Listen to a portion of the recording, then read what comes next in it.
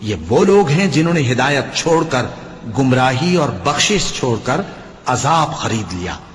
یہ آتش جہنم کی کیسی برداشت کرنے والے ہیں.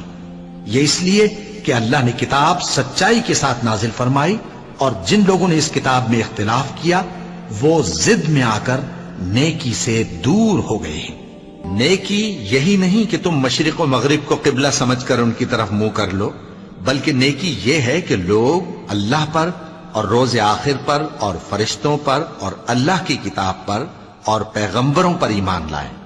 اور مال باوجود عزیز رکھنے کے رشتہ داروں اور یتیموں اور محتاجوں اور مسافروں اور مانگنے والوں کو دیں، اور گردنوں کے چھڑانے میں خرچ کریں، اور نماز پڑھیں اور زکوٰۃ دیں، اور جب عہد کر لیں تو اس کو پورا کریں، اور سختی اور تکلیف میں اور جنگ کے وقت ثابت قدم رہیں. یہی لوگ ہیں جو ایمان میں